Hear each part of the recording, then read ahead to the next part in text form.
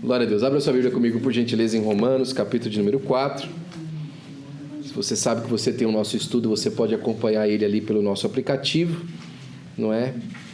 Para que você possa também se debruçar. Hoje nós entramos no estudo 820 do nosso currículo doutrinário. Nós começamos hoje uma série de estudo de 3 estudos, tratando sobre escatologia bíblica, e nós vamos analisar principalmente o panorama quanto diz ao aspecto de Israel para com a igreja e toda a dinâmica da volta de Jesus. É interessante, irmão, porque nunca se falou tanto desse assunto. Eu lembro, presbítero Raudinei e pastor Marcos, lá no Brasil, lá no interior de São Paulo, a gente chegava na igreja, na nossa igreja, na Assembleia de Deus. Isso, deixa eu fazer um parênteses aqui, eu quero parabenizar os irmãos, viu, pela assiduidade hoje no culto de ensino. Tá bonito isso aqui, viu? Glória a Deus. Quando você chegava lá no Brasil, que você entrava no corredor da Assembleia de Deus, atrás do púlpito, que era sempre bem mais alto, né, do que a nave da igreja, a Assembleia de Deus tinha essa particularidade, principalmente na década de 60, 70, o púlpito era mais alto, não é? Da Assembleia de Deus, e debaixo do púlpito você tinha o batistério, né? Geralmente era ali que ficava o batistério da igreja, onde se fazia o batismo, e atrás ficou muito comum, principalmente no interior de São Paulo, se fazer pinturas, não é? Paisagens, etc. Então era muito comum na igreja. E eu lembro que em Tupã, em várias igrejas do interior de São Paulo, estava escrito assim: Jesus breve vem. Não é? Às vezes tinha alguma, Jesus vem breve, Jesus breve virá, tinha essa dinâmica, mas a mensagem era essa: Jesus vem breve. A igreja nunca teve outra mensagem mais importante, irmãos, do que a volta de Jesus e a salvação dos santos. Essa é a principal mensagem da igreja. Nenhuma outra mensagem da igreja ela é maior ou mais necessária do que essa. Hoje em dia, a gente vê uma série de aspectos diferentes sobre o que as igrejas fazem para trazer uma palavra ao povo que está se reunindo. E nesse âmbito de trazer uma palavra que seja relevante ao povo, muitas vezes elas trazem palavras que são irrelevantes. Na tentativa da igreja ser relevante hoje em dia, ela acaba muitas vezes se tornando absolutamente irrelevante quanto ao plano da salvação e trazer às pessoas a mensagem que importa, que é a mensagem do Evangelho e a mensagem que existe salvação no Senhor Jesus. É por isso, não é? E para mim, até um motivo de tristeza, que parece que nós temos visto falar da volta de Jesus mais nos podcasts de conspiração do que nos púlpitos da igreja. Você abre um podcast de conspiração, irmão, você vê uma figura, não é, tão odierna e secular como aqui nos Estados Unidos o tal do Joe Rogan, não é? Absolutamente secular, não é? Uma mente secular, um propósito de vida absolutamente secular, uma pessoa necessitada da graça de Deus tanto quanto eu e quanto você, mas ainda longe da graça de Deus. Nitidamente você vê que a maneira dele de falar, ele é uma pessoa que não tem conhecimento e não conheceu Jesus como Salvador. Mas aí, pasme os senhores, nós ouvimos às vezes escatologia na boca dele, não é? E às vezes um desinteresse da igreja por essas coisas. Por quê? Porque a igreja hoje, infelizmente, em muitos lugares, está procurando soluções imediatas para os seus problemas odiernos. Então ela vem para a igreja para ser suprida numa necessidade psicológica, ela vem para a igreja para ser suprida numa necessidade familiar, numa necessidade financeira. E eu não estou dizendo que isso não são necessidades. São necessidades reais, não é? As pessoas hoje em dia aí estão passando por problemas terríveis. Eu não vou dizer que isso não é verdade. Só que eu vou afirmar com mais verdade ainda e com mais ênfase que esse não é o maior problema que essa pessoa tem. O maior problema que essa pessoa tem chama-se pecado. E a única pessoa que pode resolver o problema do pecado é a pessoa do Senhor Jesus. E o problema do pecado precisa de ser resolvido não por causa da vida terrena dela, mas por causa do porvir, da vida eterna, não é? E nem o outro tira a culpa do pecado a não ser o Senhor Jesus Cristo. Amém? Romanos capítulo de número 9, versículo 4 ao 5. Quantos querem a palavra de Deus para o seu coração? Digam amém. Amém. Porque deles é a adoção de filhos e a glória e os concertos, a lei e o culto e as promessas, do quais são os pais, do quais é Cristo segundo a carne, o qual é sobre todo Deus bendito eternamente e amém. Paulo faz um parênteses aqui muito importante na carta aos Romanos, a quem ele está apresentando o seu ministério, para dizer como ele via Israel, não é? Israel como nação. Você sabe que Paulo era israelita, não é? Da tribo de Benjamim, fariseu de fariseus, não é? Ele tinha todos os predicados de um israelita muito bem situado e muito bem conhecedor da sua situação dentro da sua própria nação. Se você fosse colocar hoje Paulo dentro de um conceito da sociedade humana, Paulo era um aristocrata, não é? Ele fazia parte dos intelectuais, da aristocracia de Israel, vivia fora de Israel, ou seja, ele era um cara, né, um brasileiro vivendo nos Estados Unidos da América, não é, com todos os privilégios de um cidadão americano e com todos os privilégios de um cidadão brasileiro. E falando sobre o Brasil com propriedade. Eu estava falando da sua nação, ou seja, ele conhecia quem ele era, ele sabia quem ele era no enredo. E Paulo ele faz uma distinção muito importante aqui, a carta aos Romanos, que ele coloca Israel no seu devido lugar. O grande problema do que tem acontecido hoje é que algumas linhas teológicas, ou elas têm anulado por completo a presença de Israel no plano universal e no plano eterno de Deus, ou eles têm absolutamente ignorado Israel. Por exemplo, não é? Os aliancistas, eles falam que a igreja é a continuidade das promessas para Israel, e Israel já não tem mais nenhuma promessa para eles. As promessas foram cumpridas em Cristo, e agora a igreja substitui Israel nas promessas. Esses são os aliancistas. Deus trabalha por alianças. Terminou o período da aliança com Israel, Deus, como que entre aspas, tem um divórcio com Israel, e agora casou com a igreja. Não é? Por outro lado, você tem no dispensacionalismo duas vertentes do dispensacionalismo que elas parecem iguais, mas elas têm algumas divergências, não é? A primeira delas é o dispensacionalismo clássico, que é o que a gente conhece do Darby, do Scofield, né? Do São Scofield, que eu costumo brincar que às vezes parece que foi canonizado, né? O Scofield falou as coisas e acabou. Não é? Que tem o Scofield e tal, que a Igreja Assembleia de Deus é adepta à visão dispensacionalista, não por causa de Scofield ou por Darby, mas porque analisando a palavra de Deus, nós percebemos que é aquelas que mais se adequam à revelação bíblica. E existe uma releitura do dispensacionalismo, que é o dispensacionalismo progressivo, que fala que algumas coisas do reino de Deus vão progredindo, né? Da onde, por exemplo, surge a frase do já e do ainda não, que eu gosto muito dela, mas é claro que toda coisa que você entende que pode trazer um benefício, você tem que tomar cuidado para você não comer demais, que também pode trazer um malefício, né? Não é verdade? Tem às vezes certas vitaminas aí que você toma e é uma bênção você ficar lá com o nível, mas se você passa o nível dela, ela faz mal. Não é mesmo? Assim também é importante nós percebermos. Primeira coisa, lembrando que o aliancismo e os dispensacionalismos, eles não são doutrinas da palavra de Deus. Eles são ferramentas de interpretação hermenêutica. Ou seja, você usa um kit de ferramentas para observar as doutrinas bíblicas e entender o que a palavra de Deus diz e a doutrina que a palavra de Deus expressa através do texto.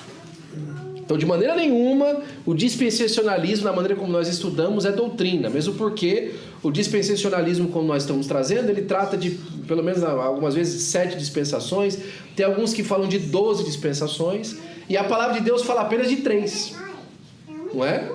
Que é a dispensação do mistério, a dispensação da graça e a dispensação da plenitude dos tempos. A Bíblia Sagrada fala de 3 dispensações. Só que o dispensacionalismo ele estuda algumas outras. Então é importante a gente fazer esse panorama primeiro. De um lado a gente tem o aliancismo e do outro, irmãos, esse dispensacionalismo progressivo que, por exemplo, as ferramentas que eles usam acabam trazendo uma percepção de que nós, conforme vamos andando, não é? Nós podemos causar a volta de Jesus.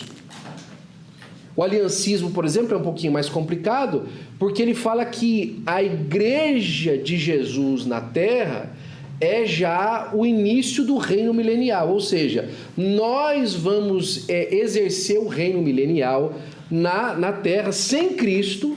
Então, ao fim desse milênio que a igreja vai exercer, que ela vai tomar o poder no mundo, ela então se torna, Cristo então volta, é como se Cristo voltasse, porque agora a igreja domina sobre toda a terra.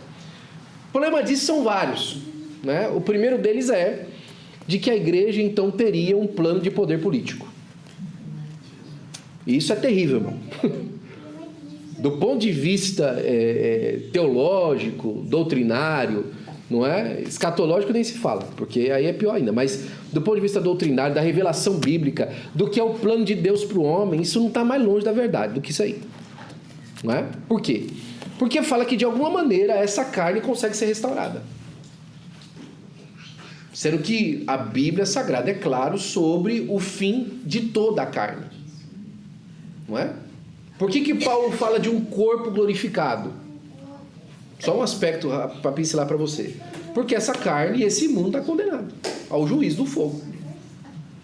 Cada um na sua etapa, mas está condenado. Não é? Mas os aliancistas que traz esse amilenialismo, que é a falta do milênio, eles falam dessa progressão do crescimento da igreja até se alcançar isso. Então o nosso estudo hoje, que foi escrito pelo pastor João Leno, e eu acredito que o pai dele gostava dos Beatles, não é? O pastor João Leno está em Portugal, é o nosso coordenador lá em Portugal, fazendo um trabalho excelente para Deus. Ele traz esses próximos 3 estudos para nós, e ele é um especialista em dispensacionalismo clássico, mas um especialista mesmo. Ele se debruça nesse assunto, tal, bastante jovem ainda, é mais novo do que eu, mas ele é um catedrático aqui nesse assunto, não é? Ele começa dizendo que o apóstolo Paulo, quando faz a lista sobre Israel, chega a tirar o fôlego, né? Olha, eles são... deles é a adoção, deles é a glória e tal, e etc. Ele vai expressando, né, todas essas expressões que ele tem para trazer certeza para nós de que ele sabia do que ele estava falando. E é importante, irmão, isso é uma das coisas mais importantes na vida, é saber do que você está falando, né? Porque... por diversas vezes, por não saber o que nós estamos falando, é que a gente fala besteira. Por não saber daquilo que a gente está tratando muitas das vezes, é que a gente acaba trazendo engano para as pessoas.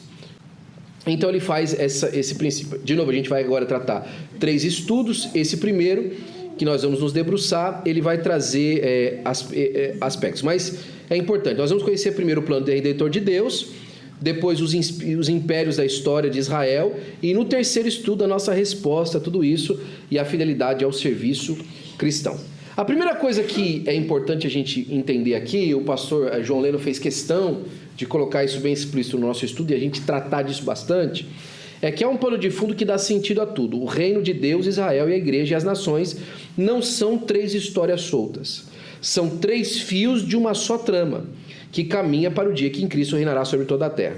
Ao entendermos como cada um se encaixa nesse reino, a história inteira ganha ordem e beleza, e vamos então conhecer cada um deles. É importante, por exemplo, de saber que a igreja não é o reino de Deus. A igreja faz parte do reino de Deus. Amém? Isso é muito diferente. Israel não é o reino de Deus. Israel é uma outra parte do reino de Deus. E Deus tem o seu reino universal, que reina sobre todo o céu e sobre toda a terra, não é? O reino universal de Deus, onde Deus domina sobre toda a natureza, sobre toda a criação. E existe o reino de Deus, que é o lugar onde a sua autoridade não é simplesmente exercida, mas é também acatada. Porque é diferente, por exemplo, todos os lugares têm a lei, mas tem alguns lugares dentro do país que não se cumpre a lei. Então o reino de Deus, com essa expressão que a gente vai tratar aqui, porque, por exemplo, a igreja faz parte, é um lugar onde as ordens de Deus são cumpridas com voluntariedade. O céu, por exemplo. O céu é um lugar onde o reino de Deus age na sua plenitude. Aquilo que Deus fala é obedecido pelos anjos, não é? O reino universal de Deus, já nem sempre. Muitas vezes, Paulo fala disso, a própria natureza se rebela contra Deus. Mas mesmo assim está debaixo do domínio dele, não é? Lembra que ele fala assim, agora a natureza também geme esperando a redenção? Esse gemido da natureza é por conta do peso do pecado sobre ela, que faz inclusive com que ela se rebele. Por exemplo, não é? A ferocidade dos animais, ela surge por conta do pecado. Tanto que quando vai chegar a plenitude, não é, durante o milênio, diz que o leão vai pastar com o cordeiro, vai comer capim. Ele vai trocar a sua dieta. Por quê? Porque agora não existe mais a necessidade da caça. A sua ferocidade foi retirada. E disso aí tira até doutrina para o vegetarianismo, né? Mas isso aí fica para outro dia, que Menos, né, irmão? É um bifinho, né? Pelo amor de Deus. Amém? Nós precisamos de entender que aquele que foi fiel a Israel por milhares de anos é o mesmo Deus que cuida de nós até hoje. A doutrina de tirar Israel do seu lugar dentro do plano de Deus, ela é antiga. Um dos maiores adeptos dela é a Igreja Católica. A Igreja Católica, por exemplo, durante muito tempo, eles deram uma mudada aí, mas essa é a visão principal deles. Eles são supersacionistas. O que eles dizem? Eles dizem que o Antigo Testamento, toda a sua história, todas as suas promessas já foram cumpridas em Cristo e agora ele só serve como um livro histórico para nós entendermos o Novo Testamento. Só. Entendeu? Você quer saber do que surge isso? Por exemplo, por um lado existe o exagero, mas por outro existe esse forte movimento nos Estados Unidos da América para abandonar Israel nas suas próprias guerras. Muitas das pessoas que são adeptas desse pensamento, pode pegar a filiação deles, são católicos. Eu podia citar alguns nomes deles aqui, mas aí o algoritmo vai puxar todo mundo aqui para assistir. Eu acho que não adianta isso, não vai ser producente para o nosso material e para o nosso estudo. Então não vou citar o nome deles aqui. Mas você claramente pode buscar eles na internet, a maioria deles são católicos. Porque a doutrina católica, ela traz muito esse supersessionismo que abandona a primeira aliança e só fica na segunda aliança, porque a primeira aliança é só como uma voz para a segunda, não é? Só como uma referência para a vinda de Jesus. E isso é complicado, não é? Porque é você tirar a autoridade do Antigo Testamento. O Antigo Testamento e o Novo Testamento, eles são válidos na sua autoridade. Um complementa o outro, não é? É claro que o Antigo Testamento estaria incompleto sem a manifestação do Senhor Jesus, é óbvio, não é? Mas a manifestação do Senhor Jesus só pode ser entendida por completo à luz do Antigo Testamento. Então os dois se completam, não é? Não é um maior do que o outro, um se completa do outro. Isso é importante dizer porque esse tipo de movimento é o que traz erros na nossa expectativa dos que significa a nossa esperança em Deus, dos momentos que nós estamos vivendo, de observar, como o próprio Senhor Jesus disse, a videira. E que momento que nós estamos vivendo? O que é que nós precisamos fazer, não é? Qual que é a nossa posição, por exemplo, para com Israel? Não é verdade? Tem muito irmão que fala assim, não, a gente não precisa de pregar para o pessoal que é de Israel, porque eles já têm o pacto da aliança deles. Também não, irmão. Não é? Aliás, é importante, só uma pincelada para você, Israel não vai entrar no milênio redimido sem aceitar Jesus. Eles vão ter que receber o Messias. Eles vão ter que reconhecer o senhorio do Messias para eles poderem entrar no milênio salvos, os remanescentes. Então, não existe salvação sem Jesus. Ponto. Em nenhum lugar da Bíblia existe salvação sem Jesus. Não é? Ninguém vai ser salvo sem o testemunho da pessoa do Senhor Jesus Cristo. Então, a parte de primeiro a gente vai tratar um pouquinho do reino de Deus e a escolha de Israel. Dois aspectos do reino, que o reino universal, como a gente já falou, e o reino teocrático de Deus, onde Deus é o rei e ele manda. O reino teocrático, na nossa percepção, ele é um reino vindouro ainda. Porque Deus está manifestado na igreja e através da sua igreja, mas Deus ainda não está reinando sobre a terra. E aí entra mais um aspecto que a gente está falando. Irmão, muitas vezes as pessoas acham que votando em determinado político, eles estão avançando o reino de Deus. E eu não falo isso aqui só nos Estados Unidos, no Brasil é a mesma coisa. Nós estávamos numa reunião hoje tão abençoada com o pastor, e o pastor Joel estava falando justamente isso sobre a respeito do último político que a igreja abraçou no Brasil. Não é? Com a expectativa, mais uma vez, que as coisas, tudo fosse andar e tal, ia ser as mil maravilhas. Não foi, irmão. Não foi. Não é? E às vezes eu acho que não foi só para mostrar para a igreja que não tem que ser assim. Mas, vamos lá, não é? Não é?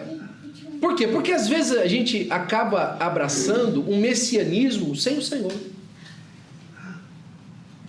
Isso é demasiadamente nocivo à igreja. É como se nós achássemos, não é?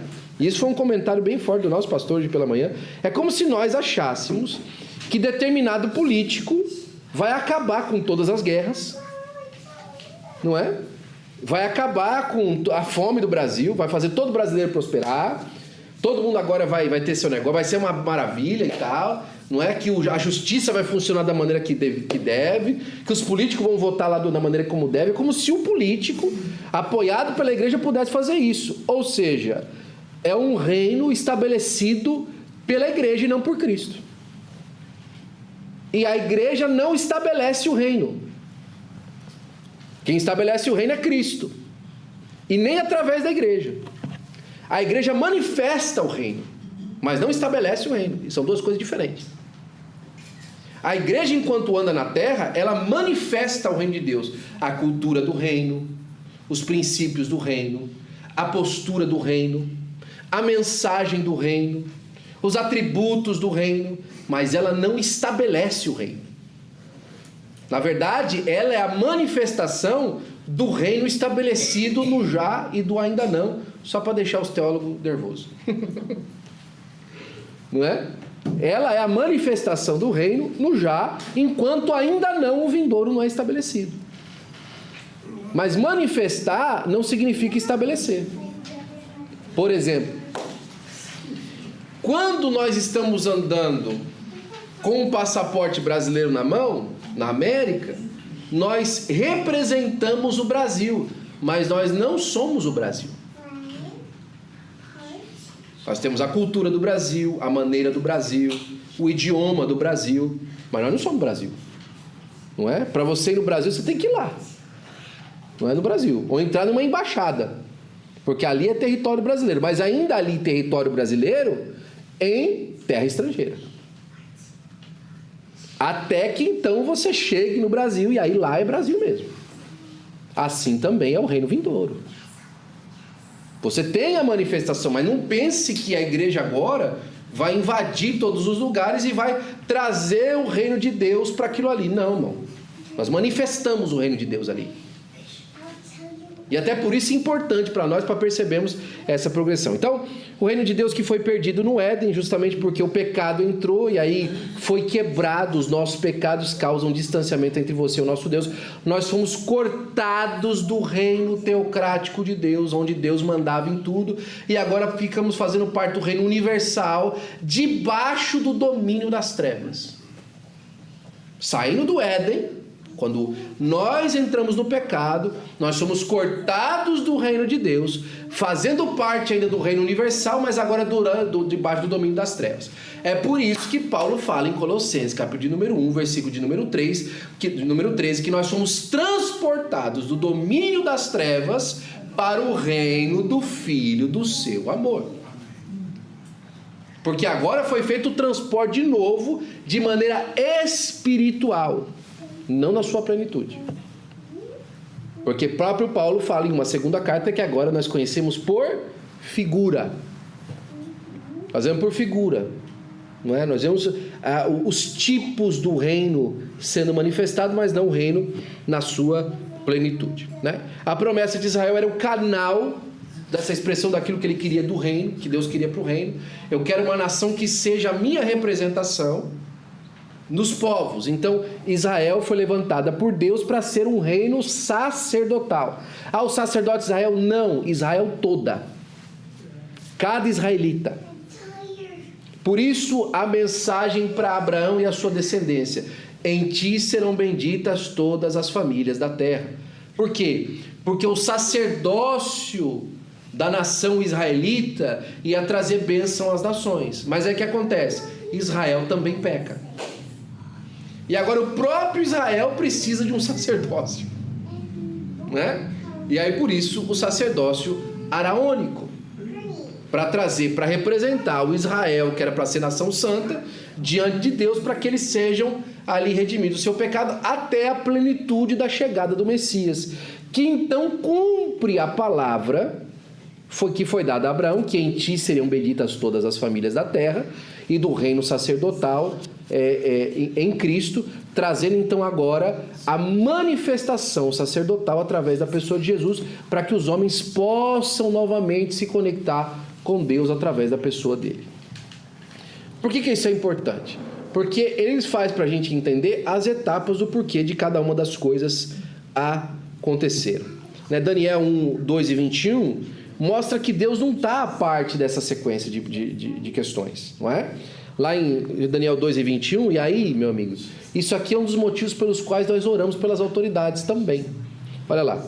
Ele muda os tempos e as estações, ele remove os reis e estabelece os reis, ele dá sabedoria aos sábios e ciência aos entendidos. O que ele está dizendo?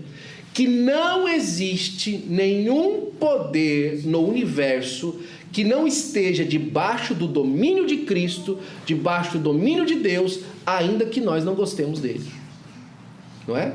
Na reunião alguém falou assim, pastor, então quer dizer então que quando o cara é um embaixador do Lula, ele é embaixador do Brasil? Sim. Não é? Eu não votei no Lula e não vou votar. Mas enquanto ele for presidente do Brasil, quando ele manda um embaixador, aquele embaixador representa o Brasil. Você pode fazer o que você quiser. Você pode achar ruim, você pode morder o beijo, não adianta. Enquanto ele não governa... E vou falar mais pra você, aí treme aí você, viu? Você que é petista, treme agora, não é? Lula está no governo do Brasil por permissão divina. Permissão divina, né? Porque ele quis permitir. Cuidado com esse negócio. Porque Deus queria permitir, mas Deus não quis. Cuidado com isso aí, irmão. Cuidado com isso aí. Cuidado com isso aí para você não abraçar um ódio à autoridade das pessoas. Deixa ela cumprir as autoridades dela. A autoridade que Deus deu para ela, você deixa. Não toque na autoridade de ninguém no cumprimento da sua autoridade. Você pode não gostar, pode pedir para Deus preparar e levar, faz o que você quiser. Não é? Mas a autoridade da pessoa no cargo é instituída por Deus. Deus que instituiu. Por mais difícil que isso seja para nós, não é? Por mais errado que a pessoa seja, ela vai tratar com Deus. A Bíblia deixa claro, ele muda os tempos e as estações, ele estabelece os reis e tira. Do jeito que ele achar pertinente, né? Tem um texto bíblico ainda que é mais duro para nós. Diz que o povo tem o rei que merece. Eita! Aí dói, hein? Aí fica complicado, né? Aí você fala assim, Jesus, mas eu mereço isso? Né? Uma senhora lá vendo e tal, fala, eu pedi para Jesus, o homem do cabelo grisalho, penteado para trás, assim, eu estava chegando do trabalho, eu olhei aquele homem atravessando a rua e falei, Jesus, é isso que o Senhor tem para mim? É isso que o Senhor me deu, né? Tem gente, irmão, que é decepcionado com aquilo que Deus faz. Não fique. Não se decepcione. Deus está fazendo cumprir o seu plano para a glória do nome de Jesus. Diga amém, por favor. Amém. Então nós temos aqui, não precisamos correr já, né? Um amor que não muda e uma fidelidade que não falha. Deus fez promessas a Israel por amor. E ele não vai falhar. Ele não vai falhar nas promessas que ele fez a Israel. Então a parte 2 vai tratar sobre Israel e a igreja na era presente. O rei veio, o reino foi oferecido a Israel, e o que aconteceu de maneira explícita? Israel rejeitou o reino. O convite que Jesus fazia era arrependei-vos, porque a vós é chegado o reino dos céus. O reino dos céus veio para ser estabelecido a Israel, mas Israel rejeitou. Rejeitou porque não reconhecia o tipo de reinado que viria. Paulo explica, o reino de Deus não é comida nem bebida, mas paz e alegria no Espírito Santo. E eles queriam um reino que se manifestasse de maneira política ali. Agora, Jesus não estava negando a realidade desse reino visível e físico. Ele estava dizendo para nós que existia primeiro um projeto a ser feito nos corações. Israel jamais poderia entrar na plenitude do reino sem primeiro ser mudado para conseguir participar desse reino. E é essa parte que eles rejeitaram. E aqui vem uma excelente lição para nós. Irmãos, o que nos faz crentes não é a literacidade de quanto nós entendemos a palavra, mas é a vontade que nós temos e a maneira de praticar a palavra. Tiago, que era o mais complicado dos apóstolos nesse sentido, que era extremamente ortodoxista, ou seja, para ele era o que é que está escrito, como é que é e tal. Ó. Tanto que no ministério de Jesus foi o que mais cutucou Jesus contra o ministério dele. Tiago só se converteu depois da ressurreição. Mas quando ele se converte, ele escreve a epístola dele e fala assim, olha irmão, não sejam apenas ouvintes da palavra, mas cumpridores dela. Ouvir, entender, irmão, isso é uma maravilha, mas cumprir é melhor. Viu? Cumprir é muito mais eficiente do que simplesmente ler. Inclusive, eu tenho um comentário que é o seguinte, né? A ortodoxia, ela não pode ser o lugar para a ortopraxia, ou seja, não é porque eu sei o correto que isso me isenta de fazer aquilo que é correto. Fazer o correto é mais importante do que saber o correto. Sabia disso? Tem muita gente que faz o correto por uma intenção e iluminação do Espírito de Deus, sem conscientemente entender aquilo de maneira completa. Já viu uma criança que naturalmente ela é mais pacífica para, por exemplo, obedecer aos pais? Já conheceu criança assim? Que o pai nunca precisou de dar um esbregue nele, tá? Porque a criança é pacífica, ela vai crescendo e ela vai entendendo aquilo e tal, não é? Ela não é melhor do que a criança que primeiro teve que entender o que é para depois praticar. Mas praticar, irmão, é muito melhor. Porque tem os que entendem e não praticam. Não é verdade?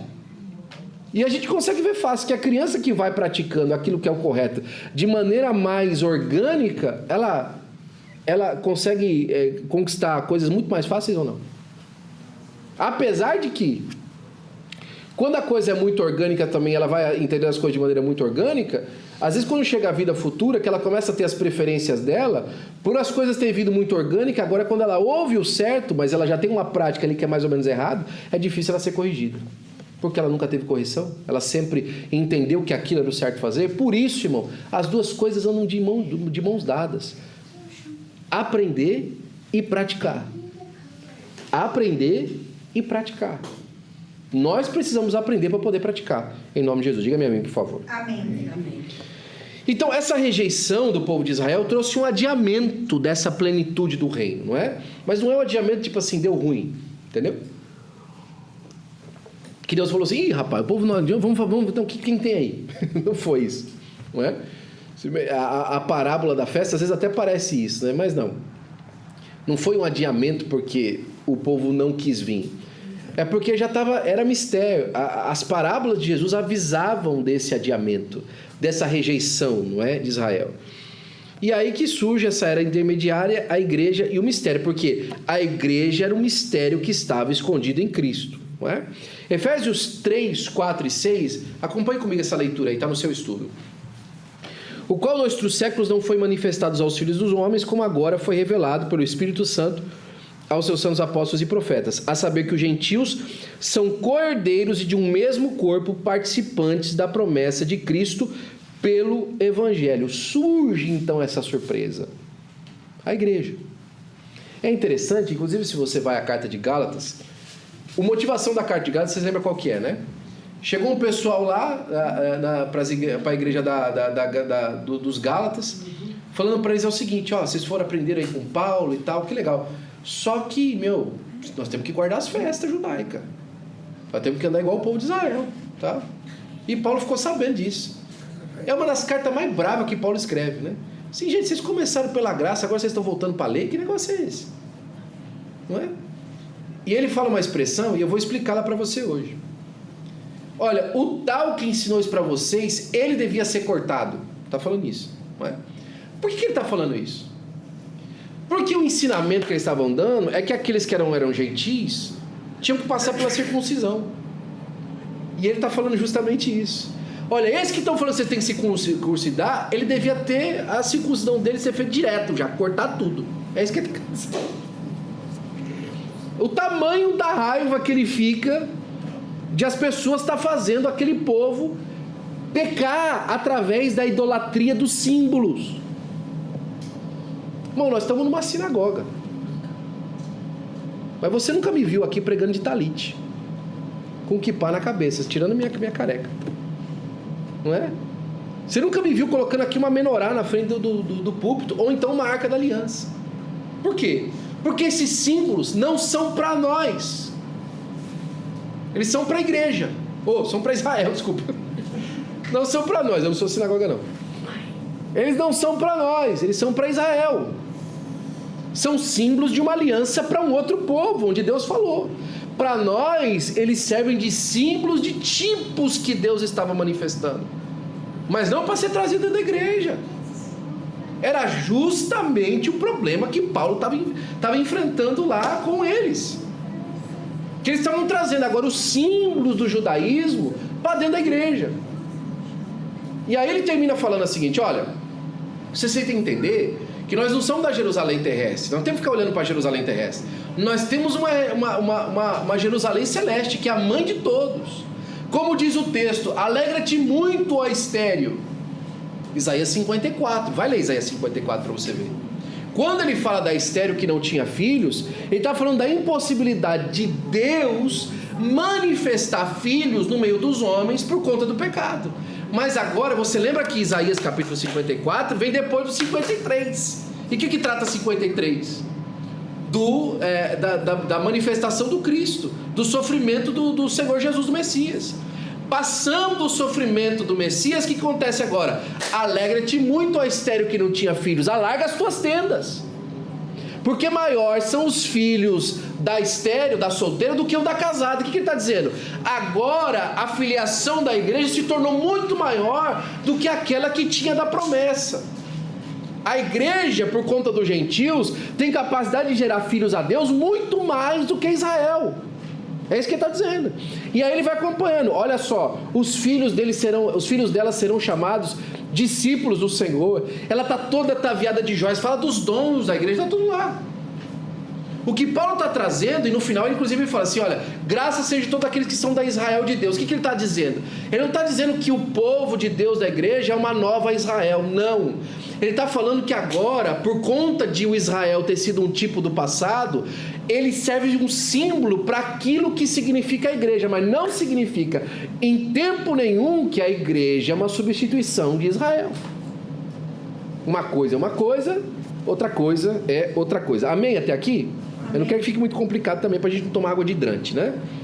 Já tentou tomar água de hidrante? Você abre o hidrante, você toma uma surra com a água, mas você não consegue colocar um gole na boca, né? Então não quero que você tome água de hidrante, tá bom? Então, a igreja não é o reino e não é Israel. Quanto ao evangelho, são inimigos por causa de vós, mas quanto à eleição, amados por causa dos pais, porque os dons da vocação de Deus são sem arrependimento. Então, a primeira coisa que a gente precisa de entender aqui nessa parte é que a igreja não é o reino, ela faz parte do reino. A maioria das referências do Novo Testamento do reino descreve algo como futuro e não presente. Então, quando Jesus está falando do reino, ele sempre, na maioria das vezes que ele está dizendo isso, ele está dizendo do reino futuro. Eu te dou um exemplo disso, ok? Lembra dos 40 dias que Jesus passou na terra? Atos dos Apóstolos, Lucas escreve o seguinte, que ele passou 40 dias ensinando as coisas a respeito do reino de Deus. Então Jesus passou 40 dias depois da ressurreição, trazendo aos discípulos a cultura do reino, aquilo como era o que o reino se manifestava através da vida deles. E aquilo foi tão profundo, a maneira como significava um cidadão daquele reino, que quando chega lá no monte da ascensão, qual que é a última pergunta que eles falam? Senhor, é agora que o Senhor restaurará o reino a Israel? É agora que o Senhor vai trazer o reino para Israel, então? 40 dias falando sobre o reino de Deus. É agora que o Senhor vai trazer o reino para Israel? O que Jesus fala? Não vos convém saber os tempos e as estações que o Pai estabeleceu para o seu próprio poder. Em outras palavras, que eu gosto de dizer muito para você, que é na língua da Zona Leste, não é da tua conta. Mas vocês vão receber poder. Para ser o quê? Testemunhas de quem? Minha. Do meu proceder, da minha maneira, em qualquer lugar que vocês foram. Então ele falou o seguinte: olha, o reino não está estabelecido, mas eu faço vocês embaixadores desse reino no presente, através da manifestação do poder que eu dou para vocês na vida de vocês. Ou seja, vocês têm um passaporte na mão de vocês que indica que vocês são desse reino. É por isso, parênteses, que o batismo com o Espírito Santo precisa ser levado a sério pela igreja. Ele é um sinal para o mundo do nosso pertencimento ao Rei dos Reis e Senhor dos Senhores. Não só o batismo no Espírito Santo, mas o batismo do Espírito Santo, para a manifestação de obras que o Espírito Santo de Deus faz através dos dons. É importante para nós perceber isso. Percebe que o culto de ensino ele tem um aspecto diferente, irmão? que aqui a gente vai, sabe, esmiuçando, entendendo coisas. Eu quero, plim, fazer essa propaganda para você aí, para você incentivar os irmãos a estarem no culto de ensino, porque ele tem essa diferença do nosso culto público de domingo, que é evangelístico, não é? E vai ser uma bênção de ter os nossos irmãos aqui no domingo também. Alguns ensinaram ao longo da história que Deus rejeitou Israel e entregou tudo à igreja, e que teria virado o novo Israel. A Bíblia não ensina isso. A Bíblia não diz que Deus fez da igreja um reino. Ele fala que ele edificou a igreja. A igreja é uma assembleia de reunidos por chamamento de Cristo, para saírem fora do domínio das trevas para o reino do Filho do seu amor. Mas ele não é o reino, faz parte do reino, não é? E por que isso é importante? Porque isso faz a gente mudar a percepção de como nós enxergamos a nossa vida e o nosso papel. Vou dar um exemplo. Tem muita gente que fala assim, porque nós estamos lá trazendo o reino de Deus para aquele lugar. Não, irmão, nós estamos lá pregando o evangelho, tirando as pessoas do inferno. Tem muita gente que acha que o reino de Deus vai ter escravo como o reino de Israel fez. Não, mas eles estão aqui debaixo da nossa proteção, não é? Com esse conceito, escuta essa heresia, não é? Para você entender onde é que chega a coisa. Por conta desse conceito, alguns teólogos modernos dizem o seguinte, que só o fato de ter uma igreja presente em um lugar, isso tira o juízo de Deus sobre a cidade. Porque o reino de Deus está manifestado ali na igreja, está na igreja. Não. Fala para mim, você acha mesmo que Deus vai terminar de cumprir os seus juízos sobre a terra por causa de nós presentes? Se nós morrer na pão, nós vamos para o céu. Não é? Não tem nenhuma perca para Deus aí. Não é? Então os juízos de Deus vão se manifestar. Agora, é claro que a igreja vai ser retirada para tirar um impedimento sobre o nosso inimigo na hora final da tentação. Para a igreja não poder acusá-lo com a profecia. Não é?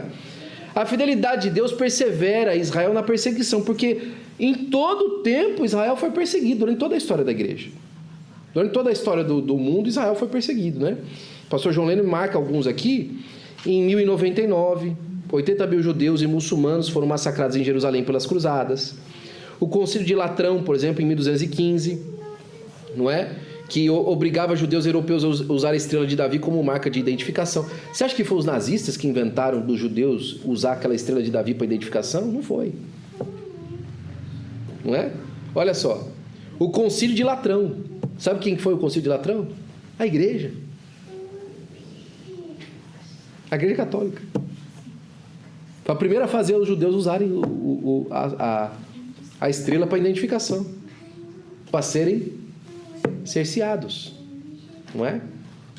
É tanto que o primeiro país a apoiar a Alemanha nazista de Adolf Hitler foi o Vaticano.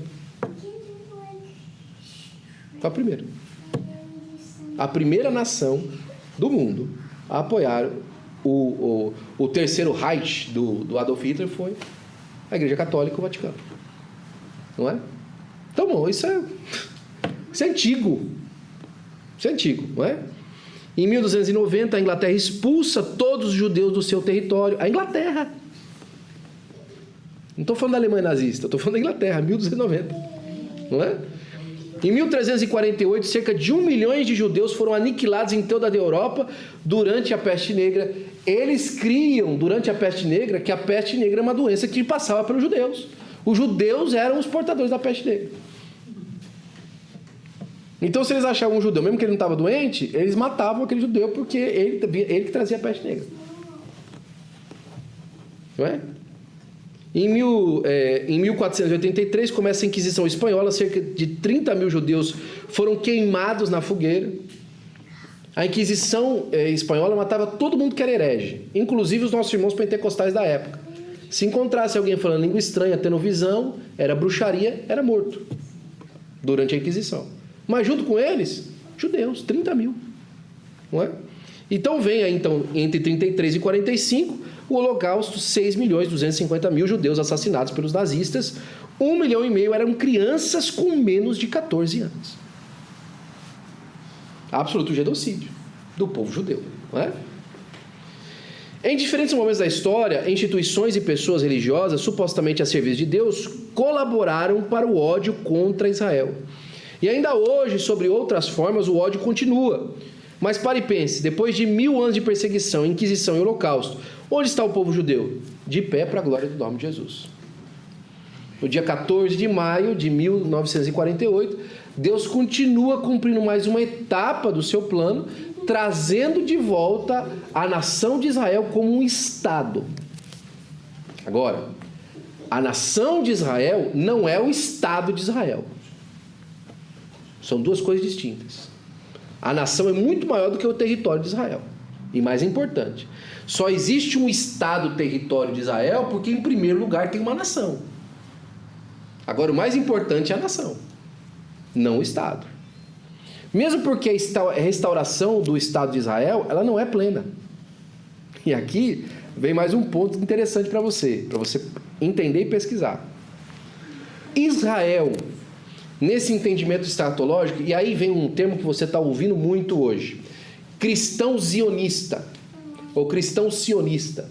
É aquele cristão que trabalha pelo estabelecimento da nação de Israel por completo. Eu queria perguntar para esse crente, para que ele está se metendo com isso? Não tem base bíblica para nenhuma... base bíblica o pessoal acha para qualquer coisa, né? Principalmente para heresia. Mas não tem respaldo na ortodoxia bíblica de um crente procurar isso. Mas por que tem isso? Porque tem uma vertente do cristianismo que acha que nós podemos causar a volta de Jesus. Não é? E aí esse tipo de cristão é o cristão, por exemplo, que está observando o movimento das guerras para a expansão de Israel para que ele fique entre o Mediterrâneo e o Eufrates, que é a parte completa, não é? Do que Deus tinha prometido para Israel. Então todas essas guerras acontecendo, e às vezes até sendo ovacionadas por certos grupos políticos, por detrás existe inclusive uma teologia disso aí, que muita gente abraça. Quer saber, por exemplo, um negócio que é complicado, não é? Por exemplo, orar pela paz de Jerusalém é bíblico, é respeitoso, é bênção, não é? Trazer agora expressões e trabalhos específicos para o povo israelita para dentro da igreja está errado. Não é? Então, você ter a bandeira de Israel no culto, você orar pela bandeira de Israel, pela paz de Israel, ok, não é? Fazer agora uma espécie de cerimonial porque a bandeira está lá, opa, não é? Símbolos pátrios que lembra de onde a gente está, ou os lugares que a gente ora, beleza, irmão, isso é bênção, tal, com exceção de que nós não transformemos nisso num culto à nação, que é justamente o que acontece em muitos lugares, inclusive nos Estados Unidos da América. O culto à nação, que é idolatria, não é? Onde a nação se torna maior, por exemplo, que a misericórdia. Inclusive eu falava isso muito no seminário, quando a gente estava discutindo. Eu queria saber, por exemplo, quem foi, né, que disse para os americanos que lá em Êxodo e em Deuteronômio também está as fronteiras dos Estados Unidos, que elas se tornaram tão sagradas assim. Não é? Onde é que foi que Deus estabeleceu lá? E vocês serão do norte do México até o sul do Canadá e tal. Onde é que está? Que eu não achei. Não é? E vocês vão expandir, vão comprar do México. Eu não sei onde é que está. Não é? Isso é um movimento político, irmão, social, geográfico, que acontece várias e várias vezes na humanidade. Mas o único lugar na Bíblia onde Deus estabelece um território específico e diz que aquilo foi para Israel, é lá para Israel. Inclusive ele fala que ele deu uma porção de terra para todas as nações. Lá no mesmo texto ele fala que ele estabeleceu para todas as nações, mas para Israel é esse. E ele deixa específico onde que é. Não é? Mas isso é para lá, não é para cá. Vamos lá, 9h da noite, nós precisamos terminar. Então, parte 3, Israel, as nações e o reino vindouro. O retorno de Israel e o vale dos ossos secos, ou seja, a volta da nação de Israel, que é a progressiva, primeiro os ossos se juntando, etc. E a gente vai ver o que está acontecendo. Conclusão. Percorremos o reino da história em 3 tempos. Vimos que o reino e o governo teocrático de Deus na terra, que foi perdido no Éden. Vimos o reino oferecido a Israel rejeitado, adiado, abrindo a igreja em que vivemos. Ou seja, a igreja foi enxertada na videira porque Israel rejeitou, não é? E aí a expressão do Paulo falou assim: e se nós que fomos enxertados conseguimos dar fruto, muito mais a videira que é natural. muito mais a oliveira que é natural quando ela foi enxertada na oliveira. Não é? Se nós, zambujeiros, que éramos bravos, enxertados, damos fruto, muito mais quanto aqueles que foram chamados desde o início para ser parte da oliveira, foram enxertados nela. Então fala de novo das duas vertentes, de uma promessa universal de Deus em diferentes aspectos, tá? Fica claro então que o nosso lugar não estamos vivendo o reino, mas estamos expandindo o reino de Deus através da manifestação, da edificação da igreja. Onde a igreja chega, ali existe a expansão do reino por causa da representação de Cristo através do crente. Não porque no território agora, não. Não entra nessa não, que isso aí vai dar problema. Não é? Filipenses 2, dos 10 a 11, para que ao nome de Jesus se dobre todo o joelho, todos os que estão no céu e debaixo da terra, e toda língua confesse que Jesus Cristo é o Senhor, para a glória de Deus Pai. Para onde tudo aponta? Para uma só pessoa, o Senhor Jesus que está vindo. Os reinos vão passar, mas o reino do nosso Senhor não terá fim. No próximo estudo dessa série, vamos descer um pouquinho mais fundo nessa mesma história, na visão do profeta Daniel. Os grandes impérios da humanidade, a estátua e as bestas.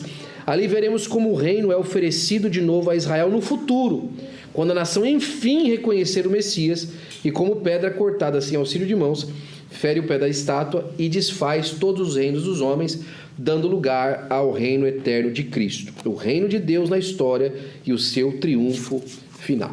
Bom, termino com você falando o seguinte: não é porque nós olhamos esses textos na sua literacidade que ele não existe movimentos alegóricos. As duas coisas podem ser verdade ao mesmo tempo.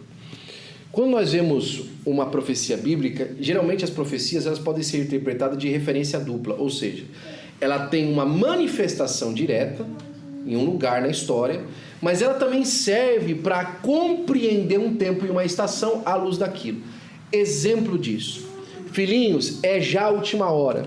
E nós temos visto que é já a última hora porque o espírito do anticristo já tem se manifestado e muitos têm se feito os anticristos. Lembra que João fala isso? João está falando que o anticristo chegou? Não.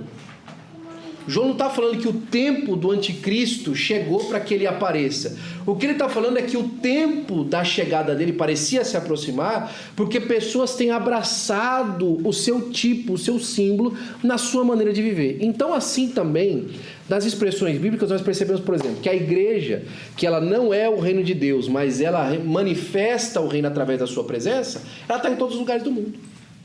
Todos os reis da terra foram afetados pela presença da igreja. A pedra que foi cortada sem as mãos, ela se manifestou em todo lugar. Esse é o já.